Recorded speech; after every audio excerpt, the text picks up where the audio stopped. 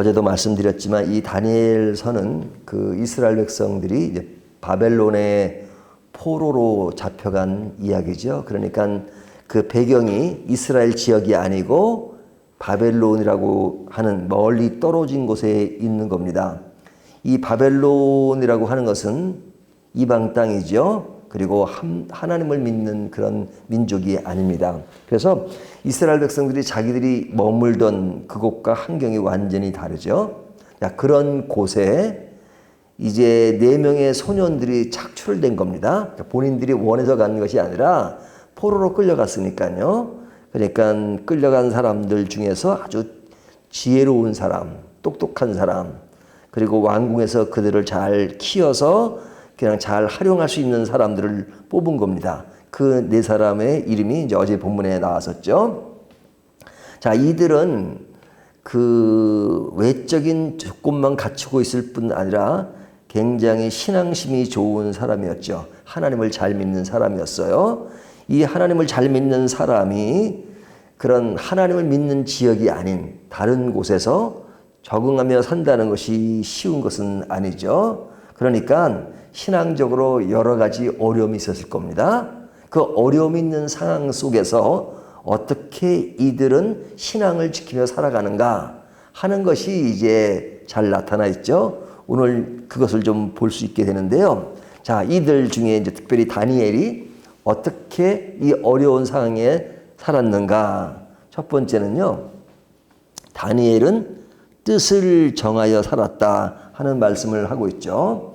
앞에 보면 그가 뜻을 정하여 살았다 이렇게 말합니다. 18절 다니엘은 뜻을 정하여 그러죠. 그러니까 자기가 원하지 않는 그런 환경 속에 살 때 우리가 그냥 무조건 환경에 적응한다든지 무조건 거부한다든지 그것이 아니라 무엇을 거부하고 무엇을 따라가야 하는지 이런 것들을 생각하지 않으면 모든 것이 질서가 없을 수가 있고 또 어떤 신앙의 갈등이 많을 수밖에 없죠. 그래서 어려운 상황일수록 뜻을 정하고 어느 선까지 가야 되며 무엇을 지키며 무엇을 따라가야 될지를 정해야 된단 말이죠. 그래서 여기 보면 시작부터가 다니엘은 뜻을 정하여 그러죠. 뜻을 정했습니다.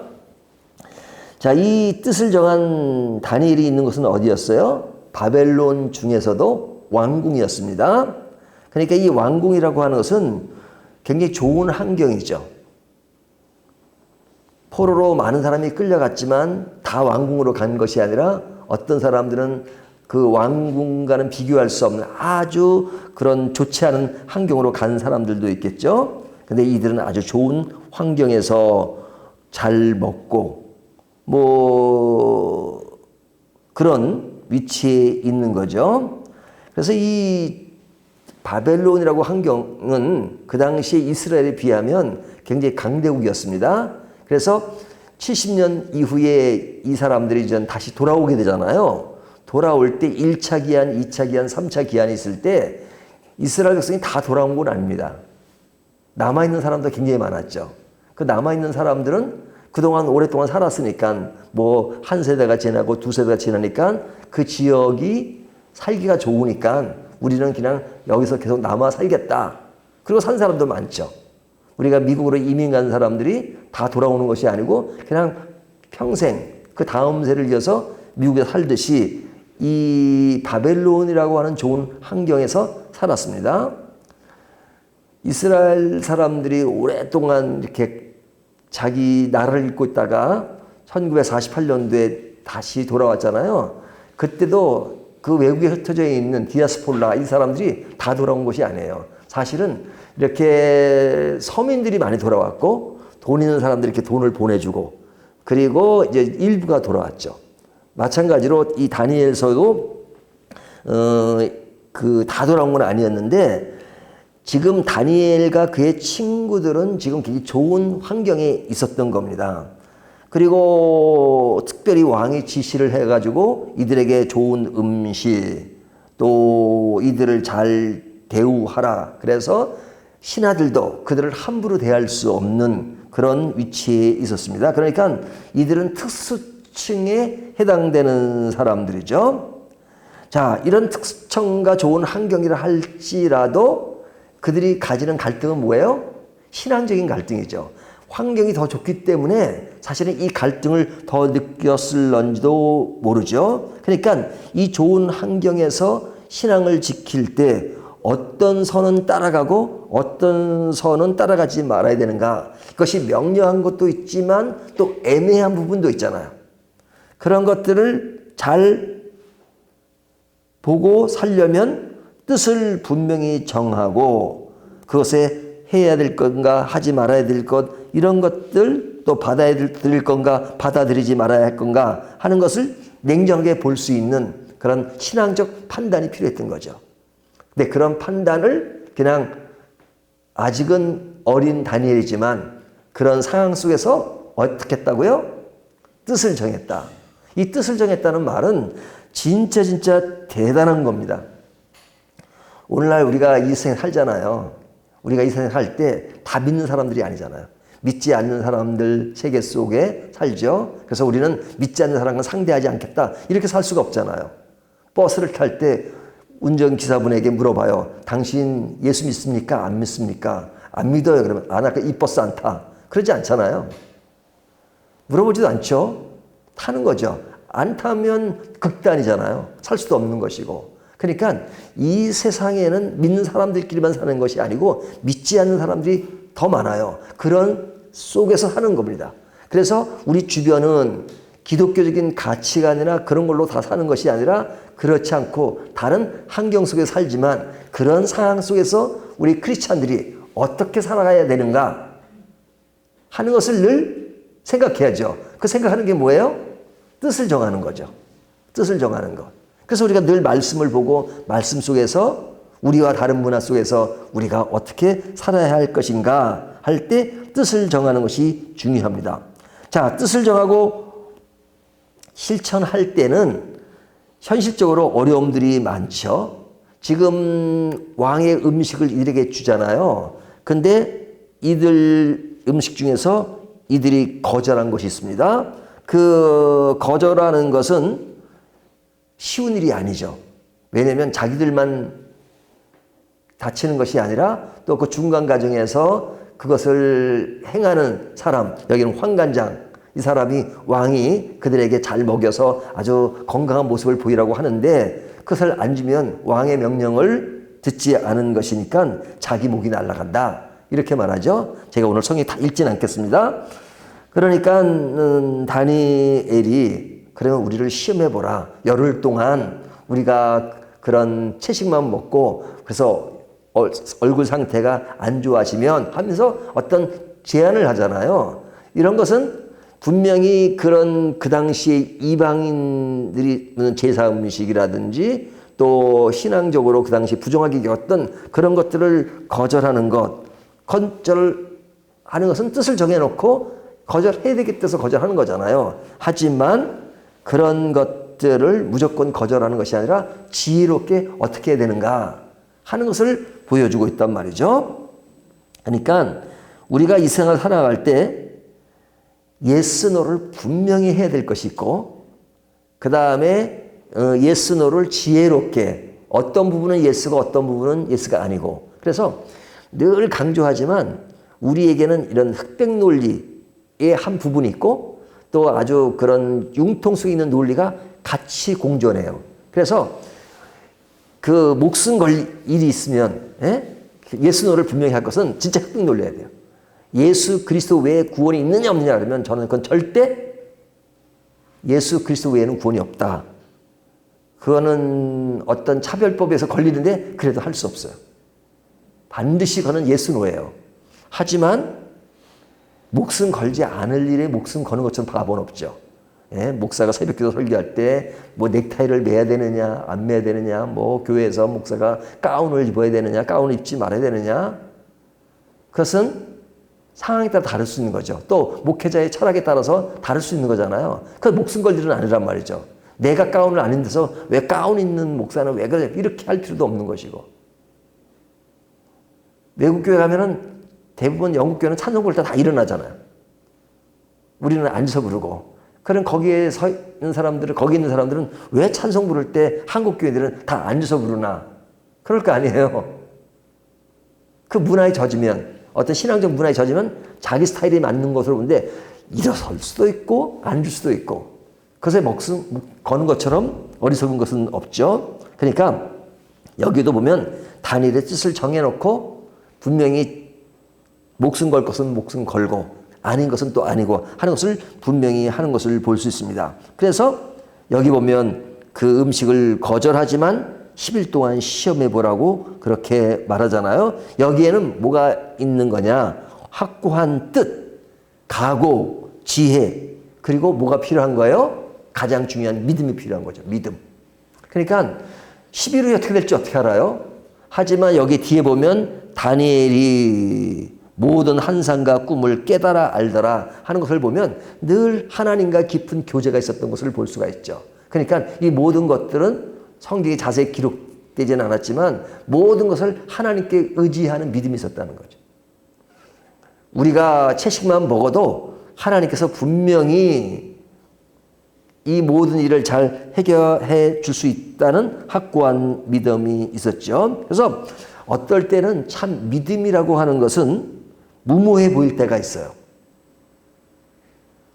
근데 옛날에는 이런 말들이 참 잘 이해가 안 됐던 시절이 있었어요, 제가. 왜냐면 저는 상식을 굉장히 충실하게 생각하는, 그리고 상식을 벗어나는 걸 원치 않아요. 하지만 신앙생활을 하면 할수록 신앙생활이라고 하는 것은 상식은 당연히 지켜야 되는 것이고 상식을 넘어서는 것이다. 룻기에 보면 룻과 오르바의 선택이 있잖아요. 그러니까 나오미가 그러잖아요. 그 두 며느리들에게 너희는 너희 나라, 너희 고향, 아버지 집으로 돌아가라 그러잖아요. 근데 오르바는 돌아갔고 룻은 돌아가지 않았잖아요. 그러면 성경이 오르바에 돌아간 것을 가지고 뭐라 그러지 않아요. 왜? 그 당시 상황으로 보면 상식적인 선택이에요. 하지만 룻의 선택은 상식적인 선택이 아니라 상식을 초월하는 선택이죠. 그러니까 우리 믿음이라고 하는 것은 상식 밑으로 내려가면 당연히 안 되는 것이고 상식을 초월하는 선택이에요. 그렇기 때문에 믿음으로 산다는 것은요, 어떨 때는 진짜 무모해 보일 때가 있어요. 근데 신앙생활을 하면 할수록 그 무모함 속에 진리가 있다는 걸 깨달을 때가 많아요. 그러니까 예를 들면 사람마다 연령층마다 30대의 관심, 40대의 관심 그러잖아요. 제 나이 또래는 제일 관심 많은 게 노후 대책 이런 얘기 많이 해요. 그래서 노후 대책이라는 것이 아무리 목사라지만 믿지 않는 주변 친구가 믿는 목사라고 하지만 노후 대책 같은 것도 이렇게 사고 이렇게 하고 이렇게 모아놓고 이런 걸 생각하잖아요. 근데 저는 평생 그렇게 살지는 않았어요. 그러니까 어리석어 보일 수 있죠. 하지만 하나님이 한 번도 저를 굶긴 적이 없어요. 그래서 그 사람들 땐 그런 것이 무모해 보고 그런 것이 지혜로운 것 같고 또 신앙생활해도 아무리 예수 믿고 그래도 그래도 뭔가 탁탁 쌓아놓고 뭔가 준비하고 그런 것만 생각. 물론 게으르거나 준비성 없이 사는 것을 인정하는 것이 아니라 그런 것도 상식에 충실해야 되죠. 하지만 믿음이라고 하는 것은 그 이상을 초월하는 것이다 하는 겁니다. 그래서 여기에 나오는 이 다니엘과 그의 친구들을 보면요, 진짜 뒤에도 나오지만 어떨 때는 무모해 보일 수가 있어요. 하지만 그들은 그 모든 그 기반이 뭐예요? 믿음에 근거하고 있다는 것을 볼 수 있습니다. 자, 뿐만 아니라 이제 15절부터 나오는 이야기를 보면 그들은 어떤 신앙적인 요소인데 얼뜻 보면 신앙적인 요소로 보이지 않는 것이 그 바벨론 학문에 뛰어난 겁니다. 바벨론 학문이라고 하는 것은 이방 문화잖아요. 하나님이 왜 이스라엘 백성들을 바벨론 포로로 보냈을까? 한마디로 얘기하면 이스라엘 백성은 우상숭배를 많이 해서 그래요. 우상숭배. 그냥 그 우상숭배를 하지 말라고 하는데 그렇게 우상숭배예요.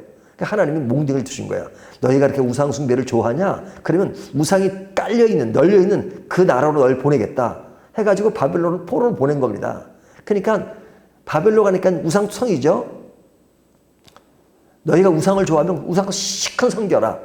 하지만 이스라엘 백성들이 바벨론 포로로 있으면서 우상을 섬겼나요?